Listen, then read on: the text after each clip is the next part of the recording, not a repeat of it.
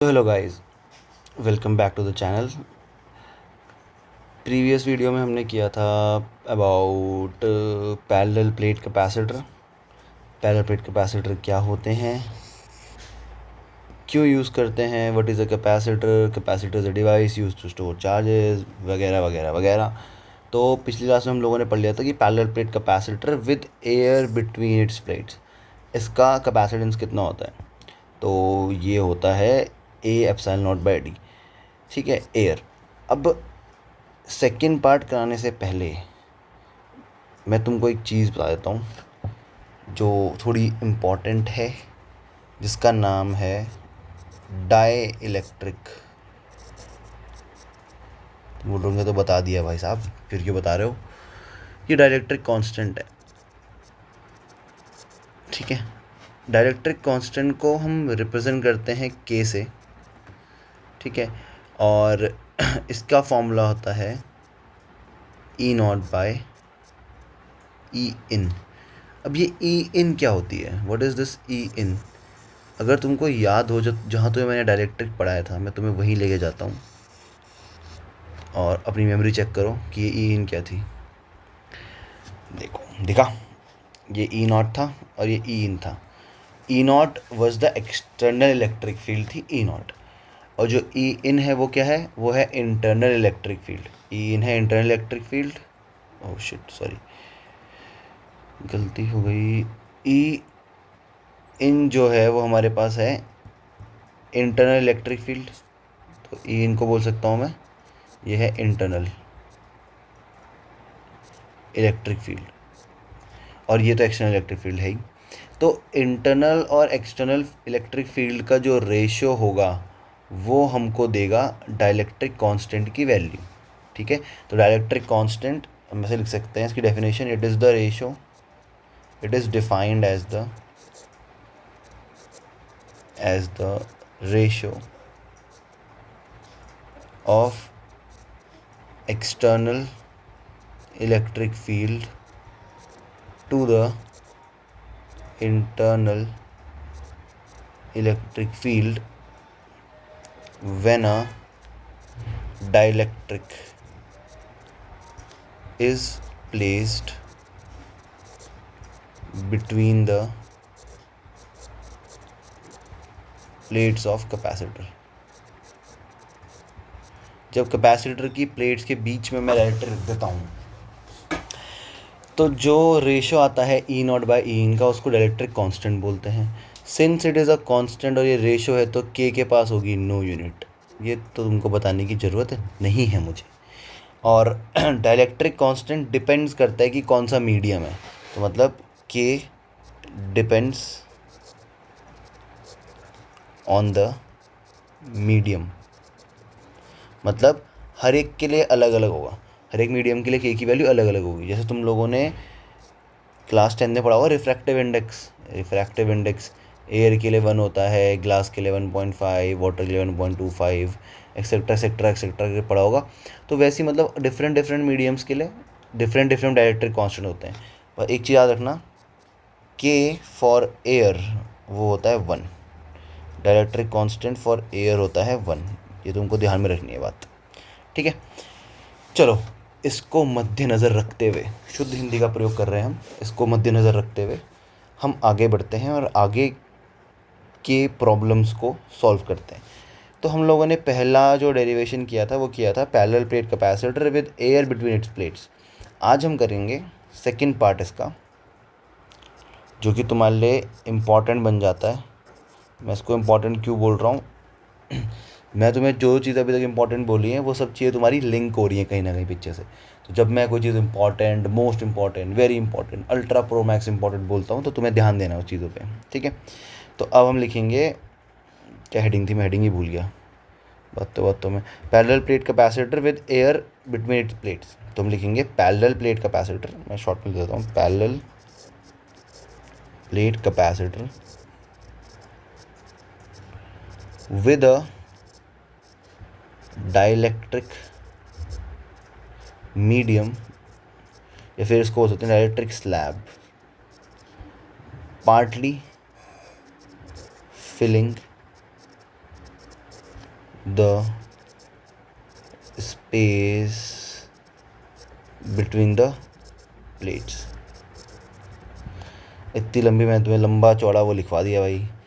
इसका बेसिकली मतलब क्या है, मैं तुम्हें फिगर बना के दिखाता हूँ। इसका बेसिक मतलब है कि ये एक कैपेसिटर है ऐसा, ठीक है, एक कैपेसिटर, ठीक है, कैपेसिटर हो गया हमारे पास। अब मैं इसके अंदर जाता हूँ कि ये ऐसा देते हैं, देखो मेरी इतनी बढ़िया ड्राइंग है। अब यहाँ मैं बोल रहा हूँ कि प्लस क्यू चार्जेस रखे हुए हैं, ऐसे करके पड़े हुए हैं प्लस क्यू चार्जेस। बारह बताने की ज़रूरत तुम्हें है नहीं, इतने समझदार तुम सबके सब होंगे ही कि तुम पढ़ रहे होंगे, है ना। और सिलेबस बहुत धीरे धीरे चल रहा है और धीरे धीरे ही चलेगा, ठीक है, आराम से ख़त्म करेंगे इसको। तुम्हें एक एक कंसेप्ट अगर पता चलेंगे ना, तभी तुम लोग न्यूमेरिकल करने के काबिल हो पाओगे। अदरवाइज़ तो तुम्हें न्यूमेरिकल समझ में आएंगे ही नहीं, तुम्हारे ऊपर से निकल जाएंगे, बोलोगे व्हाट, ये क्या है, ये क्या है ना। चलो, अब मैंने ये बना दिया। ये जो होगी ना, जो मैं इसको लिख रहा हूँ, ये होगा डाइलेक्ट्रिक स्लैब।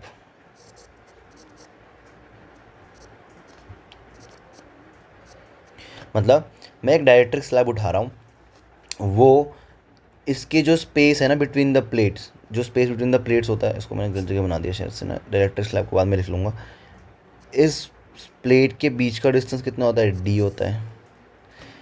मैंने डाइलेक्ट्रिक स्लैब लिया, उसकी थिकनेस में मान रहा हूँ टी है, ठीक है, मैं सब वैल्यूज तुम्हारे पास लिख दूंगा अभी। और जब भी मैं एक डाइलेक्ट्रिक को एक्सटर्नल इलेक्ट्रिक फील्ड में रखता हूँ तो वो हो जाता है पोलराइज। पोलराइज बोले तो जहाँ पॉजिटिव प्लेट है उसके सामने नेगेटिव चार्जेस आ जाएंगे, जहाँ नेगेटिव प्लेट है उसके सामने आ जाएंगे पॉजिटिव चार्जेस, ठीक है। ये तो इजी पोर्शन है। अब इसके बाहर पे, मतलब इधर है ना बाहर, ये बाहर, ये ब्लैक से बना रहा हूँ मैं, ये बाहर,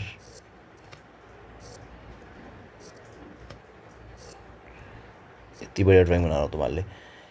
इसके बाहर जो इलेक्ट्रिक फील्ड है इसको बोलते हैं ई नॉट, और इसके अंदर एक इलेक्ट्रिक फील्ड स्टार्ट हो जाएगी जो पॉजिटिव से नेगेटिव की तरफ जारी होगी, क्योंकि पोलराइजेशन हुआ है इसमें, इसको बोलेंगे ई इन। तो अब हम लिखते हैं, मैं तुम्हें बिल्कुल प्रॉपर कंटेंट नहीं लिखवा रहा हूँ, मैं तुम्हें सिर्फ समझा रहा हूँ कि क्या क्या चीज़ें हम लोगों को इसमें पढ़नी है, क्या क्या चीज़ें इसमें हैं।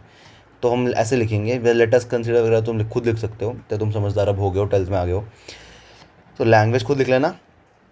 बट जो मैं what I am trying to say is that कि जो ये ई नॉट है इसको लिखेंगे हम, ये क्या है, ये है इलेक्ट्रिक फील्ड ड्यू टू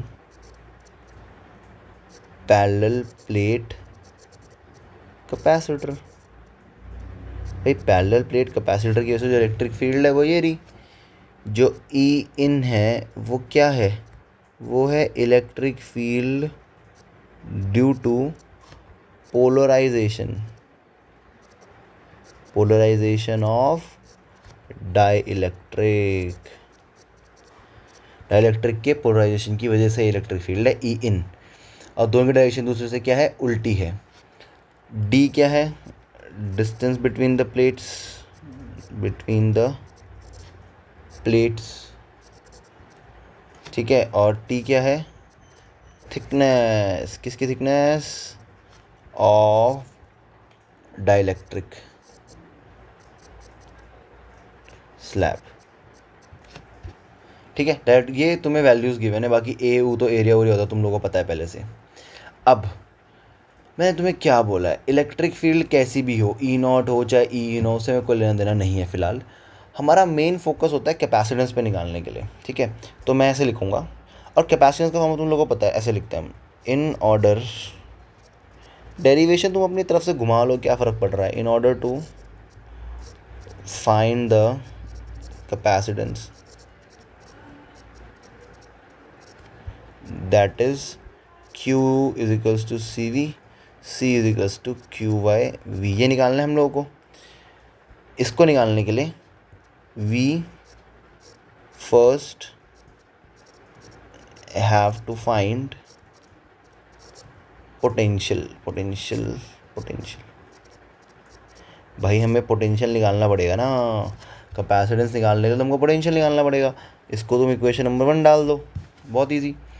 अब पोटेंशियल कैसे निकालेंगे, ठीक है, ऐसे लिखेंगे द नेट, वाह द बोल के 2 लिख दिया मैंने, वाह वाह वाह, the net potential between the plates of capacitor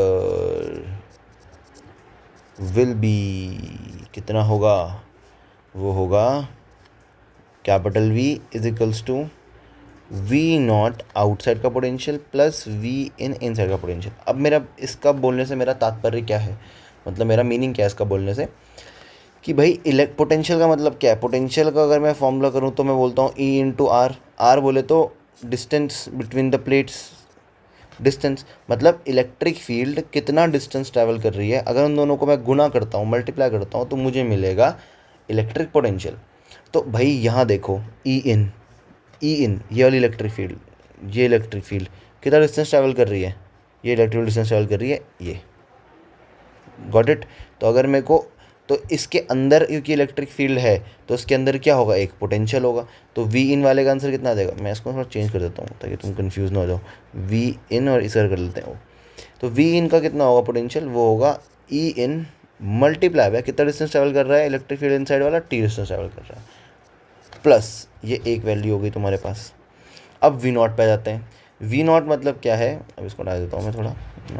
we not मतलब है कि ई नॉट इलेक्ट्रिक फील्ड कितना डिस्टेंस ट्रैवल कर रही है। अब देखो ई नॉट इलेक्ट्रिक फील्ड है यहाँ बाहर पे, एक यहाँ पे इस तरफ है और इधर पे इस तरफ इलेक्ट्रिक फील्ड है, मतलब ई नॉट इलेक्ट्रिक फील्ड यहाँ पे तो नहीं है, मतलब इस टी वाले पोर्शन में इलेक्ट्रिक फील्ड ई नॉट है नहीं।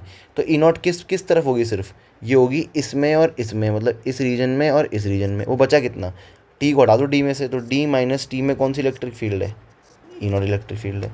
तो क्या करूँगा मैं, इसमें ई नॉट को डी माइनस टी से मल्टीप्लाई कर दूँगा, बस इतना करना है मुझे, ठीक है। अब now the dielectric constant will be के, ये होता है डाइलेक्ट्रिक कांस्टेंट। तो बाय डेफिनेशन डाइलेक्ट्रिक कांस्टेंट क्या होता है, के इज इक्वल्स टू, अभी तुम्हें ऊपर जैसे ही पढ़वाया था मैंने, ई नॉट बाय ई इन। तो के इज इक्वल्स टू क्या हो जाएगा, E naught by E in.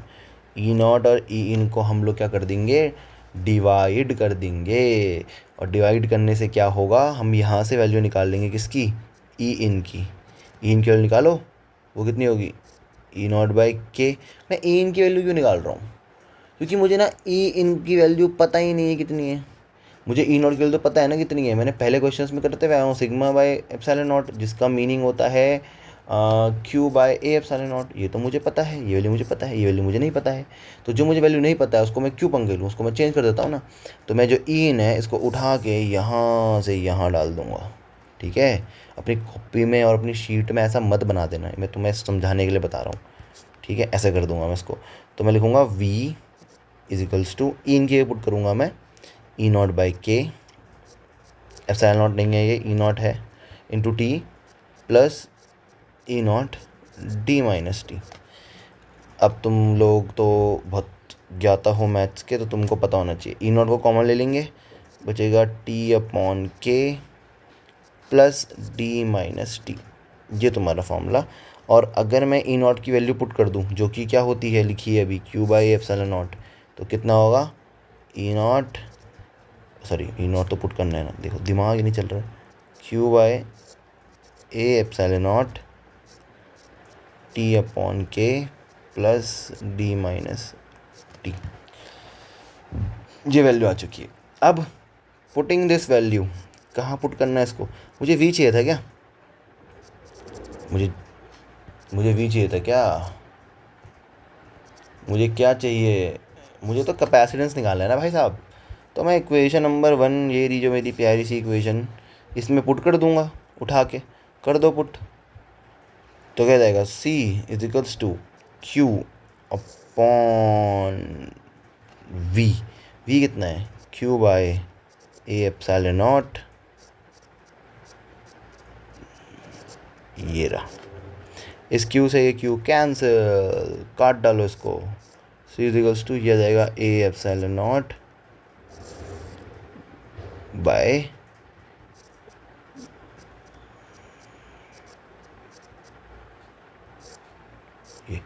this is your formula for capacitance with a dielectric slab between its plate partly filling the medium।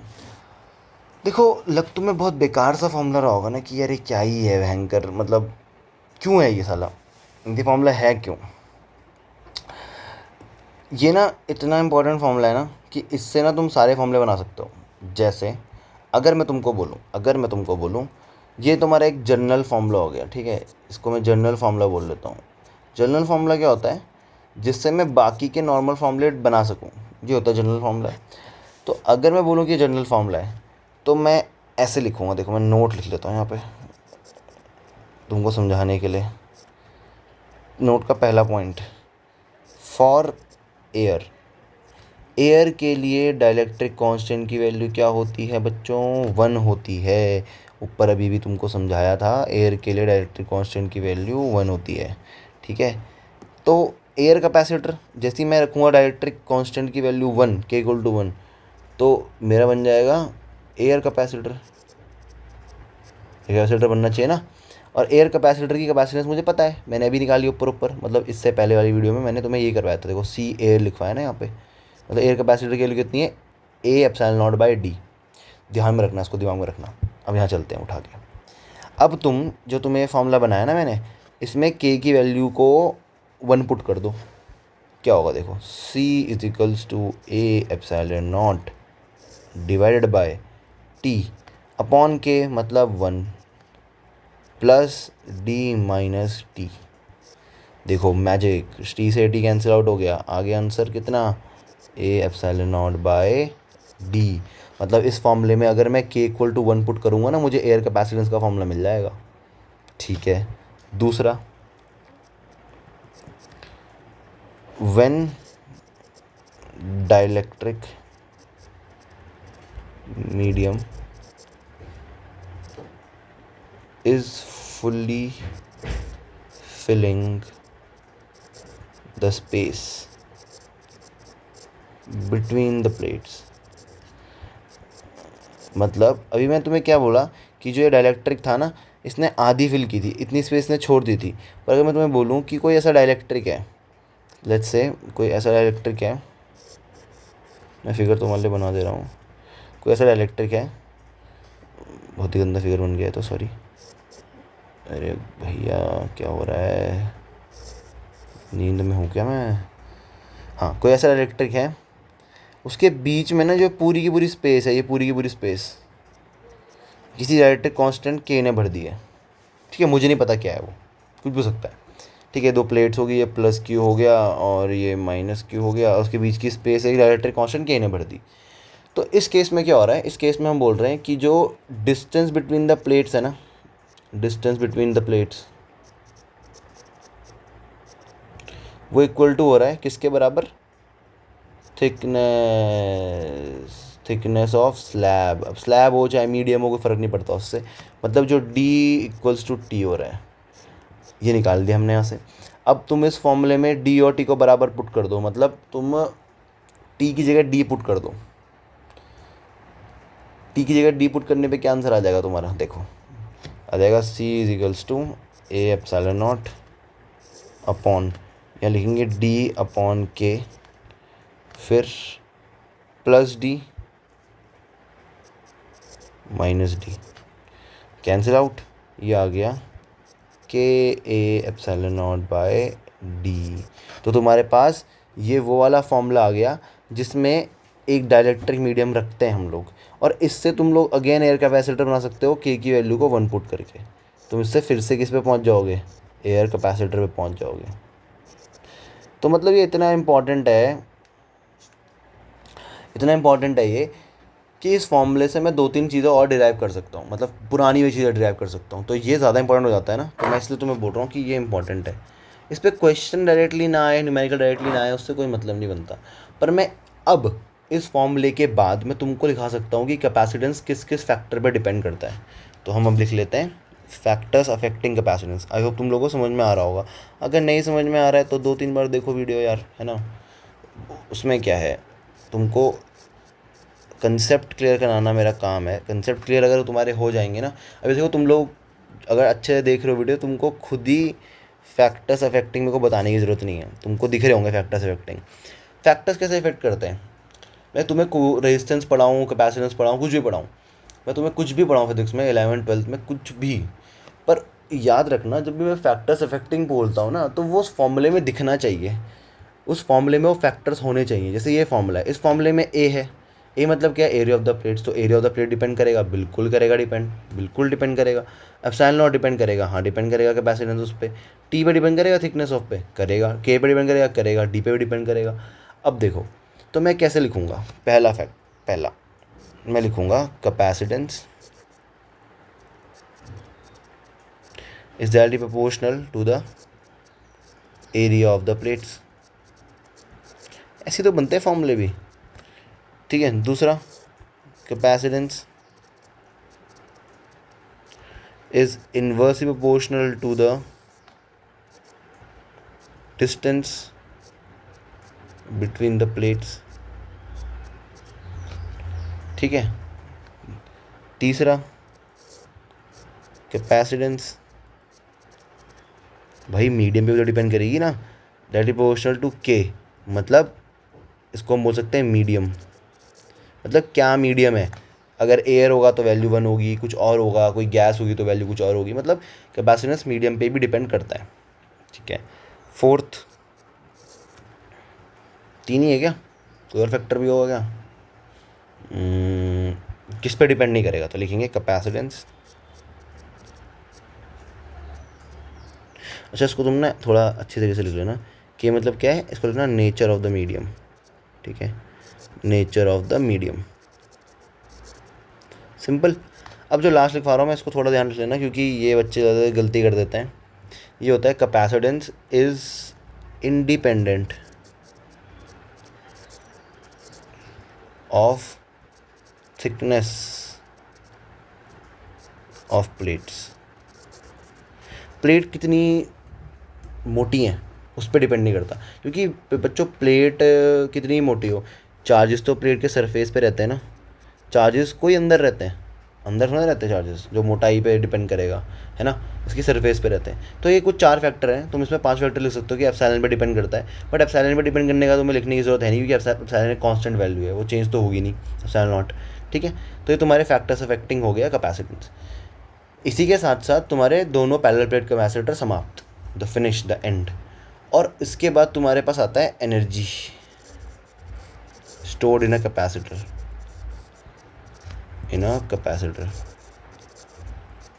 फिर आता है सीरीज पैरेलल कॉम्बिनेशन।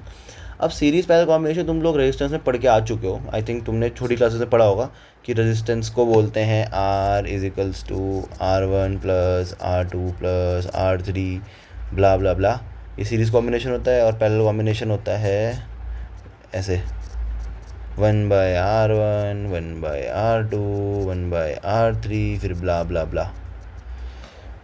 ये resistance का होता है, ये फिर से पढ़ना ही है हम लोगों ने नेक्स्ट चैप्टर में।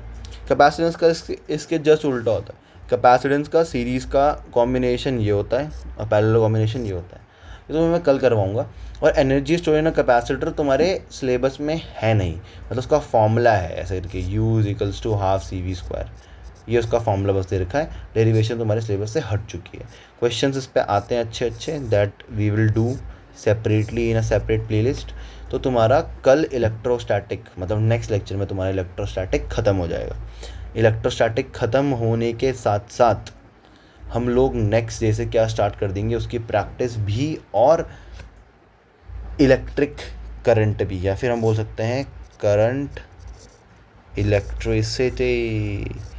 तो देखो हम चलते हैं पेज के टॉप पे, ये बहुत ज़्यादा नोट्स है, देखो कितने ज़्यादा तुम्हें नोट्स, ये पहुंच गए। इलेक्ट्रोस्टैटिक बताया तुम लोगों को, मैंने स्टार्टिंग से पढ़ा रहा था मैं। इलेक्ट्रोस्टैटिक में तुम्हारे पास जो स्टैटिक चार्ज होता है उसको प्रोटॉन इलेक्ट्रॉन ऐसे बोलते हैं। इलेक्ट्रोस्टैटिक था ना ये। तो इसका बात क्या था हमारे पास कि हमने बोला था हम लोगों को, इस मैंने यहाँ नहीं बताया तुम लोगों को, तो आई थिंक मैंने किसी और ने बताया होगा, रुको एक second. Okay okay, wait a second,